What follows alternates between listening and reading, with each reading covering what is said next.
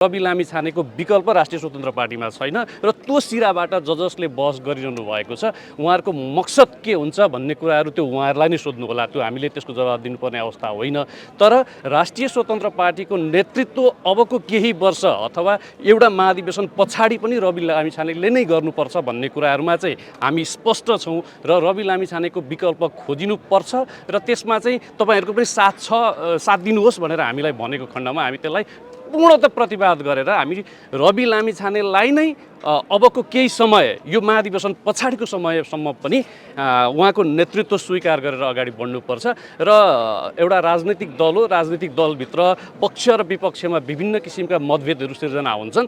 ती मतभेदहरूलाई चाहिँ एउटा पार्टीभित्रको आन्तरिक छलफल र वार्ताबाट चाहिँ त्यसको निकास खोज्नुपर्छ भन्ने कुराहरूमा चाहिँ हामी स्पष्ट रूपमा क्लियर छ र हामीले त्यो फोरम पायौँ भने पनि हामीले राख्ने अभिव्यक्ति गर्ने विषय नै हुन्। राष्ट्रिय प्रजातन्त्र पार्टीका अध्यक्ष राजेन्द्र लिङ्गदेन, कङ्ग्रेसका महामन्त्री विश्वप्रकाश शर्मा लगायत अन्य त्यो केन्द्रीय राजनीतिमा प्रभाव जमाउन सक्ने नेताहरूको क्षेत्रमा पनि हिजो हामीले धावा बोलेकै थियौँ र अब हामी के छ, हामीलाई चाहिँ के त्यो एउटा चाहिँ अलिक बढी उत्साह के छ भन्दा अघि पनि मैले भने नैतिक धरातल उहाँहरूसँग छैन। हाम्रो गाउँतिर त चलन चल्तीमा के भन्नुहुन्छ भने नेपाली कङ्ग्रेस र एमालेका मानिस अथवा नेतृत्वप्रति चाहिँ त्यो नैतिक धरातल छैन र उहाँहरू जुत्ताको माला लगाएर पनि मत माग्न आउनुहुन्छ। तर हामी त्यसको प्रतिवाद गर्छौँ भनेर हामीलाई स्वयं भनिरहनु भएको छ। प्रकाश पाठकजी, अब तपाईँ झापाबाट चितवन आउनु भएको छ, के छ झापाको माहौल राष्ट्रिय स्वतन्त्र पार्टी बताइदिनुहोस्। पछिल्लो समय झापा जिल्ला साङ्गठनिक रूपमा नेपालमै चितवन पछाडि दोस्रो उत्कृष्ट जिल्लाका रूपमा राष्ट्रिय स्वतन्त्र पार्टीको साङ्गठनिक गतिविधि अगाडि बढिरहेको जिल्ला हो र हामीले चाहिँ विगत 2 वर्ष यता साङ्गठनिक र पार्टीको चाहिँ तल्लो तहका संरचनाहरूलाई चलायमान बनाउनका लागि जुन किसिमले भूमिका खेलिरहेका छौँ त्यो चाहिँ अहिले निकै सन्तोषजनक र आशावादी देखिएको छ अहिलेसम्मको नतिजामा। तपाईँकै जिल्लाका चाहिँ नेता केपी शर्मा ओलीको सरकारलाई अपदस्थ गर्दै नयाँ सरकार बन्यो। अब एमालेसँगको प्रतिस्पर्धा के हुन्छ? एमालेको चाहिँ एक छत्र राज जस्तो थियो झापामा, त्यो प्रभावलाई तोड्न तपाईँहरू सक्षम हुन्छ? यस्तो थियो, एमालेको एक छत्र राज नेपाली कङ्ग्रेसको एक छत्र राज थिएन त्यहाँनिर, किनभने विगतका निर्वाचनहरूमा पनि नेकपा एमाले पनि राष्ट्रिय स्वतन्त्र पार्टी र नेकपा माओवादी र नेपाली कङ्ग्रेसको अलायन्स भएर निर्वाचनमा हुमिदाको त्यो परिणाम त्यतिखेर आएको थियो र त्यो परिणामलाई ब्रेक गर्नका लागि अहिलेको अवस्थामा, किनभने नैतिक धरातल नेपाली कङ्ग्रेस र एमाले जस्ता राजनैतिक दलहरूसँग अहिले के पनि छैन र उहाँहरूले टोटल्ली रूपमा राष्ट्रिय स्वतन्त्र पार्टीलाई डोमिनेट गरेर यसैलाई चाहिँ चुनावी एजेन्डा बनाएर अगाडि बढ्ने पर्ने अवस्था सिर्जना भएको छ र राष्ट्रिय स्वतन्त्र पार्टी मात्रै यस्तो राजनैतिक दल छ अहिले तत्कालीन रूपमा समाजमा चाहिँ छाती खोलेर र शिर ठाडो पारेर चाहिँ नागरिकसँग मत माग्न जानु सक्ने खालको चाहिँ एउटा राजनैतिक शक्तिका रूपमा राष्ट्रिय स्वतन्त्र पार्टी मात्रै भएकाले त्यो नैतिक बलले पनि यसपालिको निर्वाचनमा चाहिँ हामी ठुलो प्रभाव चाहिँ त्यहाँनिर पार्न सक्छौँ। तपाईँ स्वयं राप्रपाका अध्यक्ष राजेन्द्र लिङ्गदेनसँग चुनाव लड्नुभयो, कृष्ण सिटौलाको प्रभाव क्षेत्र पनि हो। दिग्गज प्रभावशाली चाहिँ पुराना पार्टीका नेताहरूसँगको यो चाहिँ राजनैतिक मुठभेड जुन छ नि, अब यसमा अब राप्रपाको पनि आफ्नै खालको प्रभाव छ त्यहाँ। त्यो प्रभावलाई चाहिँ तपाईँहरूले कसरी हेर्नुहुन्छ?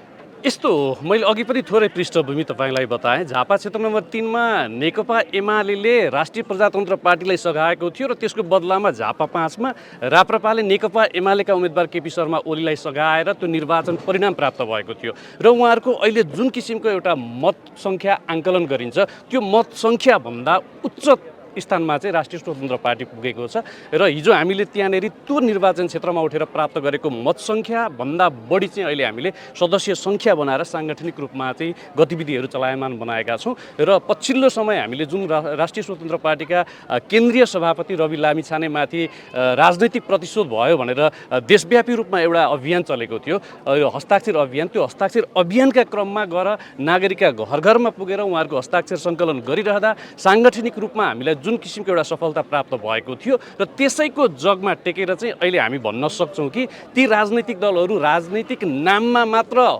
तपाईँले भने जस्तो उच्च र उज्जवान उम्मेदवार हुन्, तर नैतिक र सामाजिक बहिष्करणको हिसाबले ती नेताहरू चाहिँ अहिले टोटल्ली डोमिनेट भएर अगाडि बढिरहेको अवस्था छ। त्यो भएर हामी चाहिँ उत्साहित छौँ। पार्टीका सभापतिको नेतृत्वमा विकल्प खोज्ने कि नखोज्ने भन्ने सन्दर्भ उठिराखेको छ। केन्द्रीय विस्तारित बैठकमा तपाईँ आउनु भएको छ झापाबाट, यहाँ चाहिँ अब सभामा चाहिँ सवाल पनि उठ्ने होला नेतृत्वका विषयमा। कार्यवाहको नेतृत्वमा तपाईँहरू अगाडि बढ्दै हुनुहुन्छ। तपाईँहरू भित्रैको असन्तुष्टिले गर्दाखेरि अब पार्टी आफैमा देशव्यापी रूपमा कमजोर भएको हो कि त्यसको आकलन गर्नुभएको छ? त्यो आकलन तपाईँहरूको तर्फबाट गरिएको आकलन हो र हामीले साङ्गठनिक स्वरूपभित्र रहेर त्यसको मूल्याङ्कन गर्दा राष्ट्रिय स्वतन्त्र पार्टीको विकल्प रवि लामिछानेको विकल्प राष्ट्रिय स्वतन्त्र पार्टीमा छैन र त्यो सिराबाट जसले बहस गरिरहनु भएको छ उहाँहरूको मकसद के हुन्छ भन्ने कुराहरू त्यो उहाँहरूलाई नै सोध्नु होला। त्यो हामीले त्यसको जवाब दिनुपर्ने अवस्था होइन। तर राष्ट्रिय स्वतन्त्र पार्टीको नेतृत्व अबको केही वर्ष अथवा एउटा महाधिवेशन पछाडि पनि रवि लामिछानेले नै गर्नुपर्छ भन्ने कुराहरूमा चाहिँ हामी स्पष्ट छौँ र रवि लामिछानेको विकल्प खोजिनुपर्छ र त्यसमा चाहिँ तपाईँहरूको पनि साथ दिनुहोस् भनेर हामीलाई भनेको खण्डमा हामी त्यसलाई पूर्णतः प्रतिवाद गरेर हामी रवि लामिछानेलाई नै अबको केही समय यो महाधिवेशन पछाडिको समयसम्म पनि उहाँको नेतृत्व स्वीकार गरेर अगाडि बढ्नुपर्छ र एउटा राजनैतिक दल हो। राजनैतिक दलभित्र पक्ष र विपक्षमा विभिन्न किसिमका मतभेदहरू सिर्जना हुन्छन्। ती मतभेदहरूलाई चाहिँ एउटा पार्टीभित्रको आन्तरिक छलफल र वार्ताबाट चाहिँ त्यसको निकास खोज्नुपर्छ भन्ने कुराहरूमा चाहिँ हामी स्पष्ट रूपमा क्लियर छ र हामीले त्यो फोरम पायौँ भने पनि हामीले राख्ने अभिव्यक्ति गर्ने विषय नै हुन् र त्यो अवस्था सिर्जना भएको छैन र जति कुराहरू बाहिर सार्वजनिक भइरहेका छन् त्यसमा 100% सत्यता छैन भन्ने कुरामा चाहिँ हामी जस्तो तल्लो तहका साथीहरू चाहिँ विश्वस्त छौँ। अब एमाले अध्यक्ष केपी शर्मा ओलीले पछिल्लो समय आफ्नो प्रभाव बढाउँदै लानु भएको छ। तपाईँहरू झापामा हुनुहुन्छ होइन, त्यो अब केपी ओली पुराना दलहरूलाई चाहिँ विस्थापित गर्नुपर्छ भनेर तपाईँहरू आउनु भएको छ होइन, यो कतिको सहज हुन्छ? सहज त झापाले के भन्छ? झापाले लगभग एउटा सिनारियो बताइसकेको छ र अघिल्लो निर्वाचनमा पनि हामीले झापाका 5वटा निर्वाचन क्षेत्रमा उम्मेदवार चाहिँ खडा गरेर तेस्रो स्थान प्राप्त गरेका थियौँ र तत्कालीन अवस्थामा हामीले 4 महिनाको समयमा हामी आफै पनि परिचित थिएनौँ र हाम्रो राजनैतिक दल पनि साङ्गठनिक रूपमा चाहिँ मजबुत भएर अगाडि बढिसकेको अवस्था थिएन।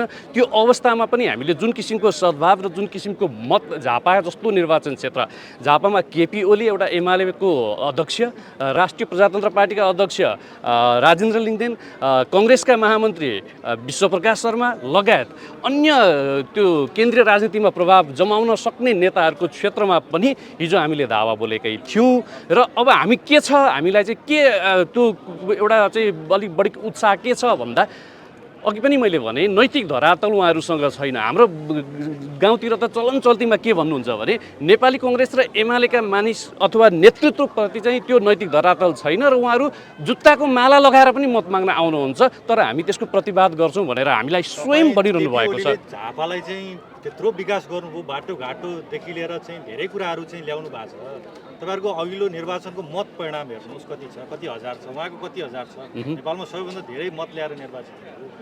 मैले तपाईँलाई फेरि पनि स्मरण गराउन चाहन्छु, त्यो केपी शर्मा ओलीको मात्रै मत होइन, त्यहाँनिर 20,000 प्लस चाहिँ राष्ट्रिय प्रजातन्त्र पार्टीको पनि मत छ र नागरिकको मनोविज्ञान के हुन्छ भने जस्तो म चुनाव जित्न आँटेको छु भने त्यो एउटा पक्षले त्यसलाई अझ बढी मत खन्याइदिएर त्यो मत जित्ने त्यो मनोविज्ञान चाहिँ हाम्रो समाजमा पनि व्याप्त भएर हार्नेलाई अब यसले हारिहाल्छ, यसलाई किन मत दिनु भन्ने त्यो विज्ञानले पनि त्यहाँनिर काम गरेको हुन्छ। विकास केपी शर्मा ओली राष्ट्रिय नेता हुन्, उनले झापाको एउटा क्षेत्रमा मात्र 1 अर्ब 65 करोडभन्दा बढी बजेट खन्याएर चाहिँ त्यो एउटा अन्याय गरेको भन्ने कुराहरू चाहिँ हामी त्यो अभिव्यक्त गर्छौँ। किनभने एउटा मुलुकको प्रधानमन्त्रीको तहसम्म पुगेको व्यक्तिले आफ्नो निर्वाचन क्षेत्रमा आफ्ना आसेपासे र कार्यकर्ताहरूलाई चाहिँ अलिकति सहज हुने हिसाबले चाहिँ अथवा उहाँहरूको चाहिँ अर्थोपार्जन हुने किसिमका योजनाहरू त्यहाँ लगेर बाँडिदिइसकेपछि त्यो विकासभन्दा पनि त्यहाँ बढी भ्रष्टाचार भएको छ, त्यहाँनिर अनियमितता भएका छन्। त्यसका केही छन्दहरू तपाईँहरूले पनि सार्वजनिक सञ्चार माध्यमहरूबाट विभिन्न समयमा थाहा पाइरहनु भएको छ। त्यहाँ औद्योगिक पार्कका नाममा त्यहाँनिर राज्यको दोहन भएको छ।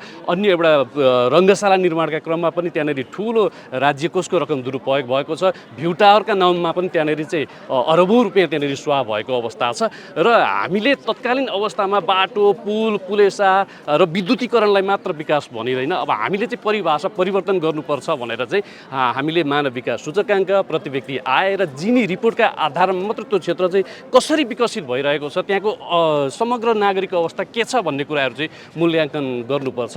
र तपाईँ अन्त्यमा प्रकाशजी केपी ओलीलाई अहिले भक्तपुर गुड्डुमा हुनुहुन्छ, हजुर गृह जिल्ला झापा हो, गृह जिल्लावासी भएको छ, अब के छ तपाईँको अपिल के छ? अपिल त मैले त योभन्दा अगाडि हामीले पोखरामा पनि रवि लामिछानेको चाहिँ राजनीतिक प्रतिशोधका विरुद्धमा जुन किसिमको लामो एउटा हामीले त्यहाँ सङ्घर्ष गरेका थियौँ, त्यतिखेरै मैले पूर्वानुमान गरेका थिएँ केपी ओलीलाई जनताले लखेड्छन् र कुन देशमा निर्वासित भएर बस्नुपर्ने हो अथवा भागेर कहाँ जानुपर्ने हो त्यतिखेरैबाट चाहिँ तपाईँले त्यसको तयारी गर्नुहोस् भनेर भनेको थिएँ। नागरिकको तहबाट बहिष्कारमा परिसकेका र देशले नै लखेटेका मान्छेलाई झापाली जनताले आफ्नो विवेक प्रयोग गरेर त्यो निर्वाचन क्षेत्रबाट लखेट्छन्, त्यसमा हामी चाहिँ प्रतिबद्ध छौँ, ढुक्क छौँ। समय र संवादको लागि धेरै हस्, धन्यवाद। राम्रो जनक दिनुभयो सर। यो तपाईँको माइक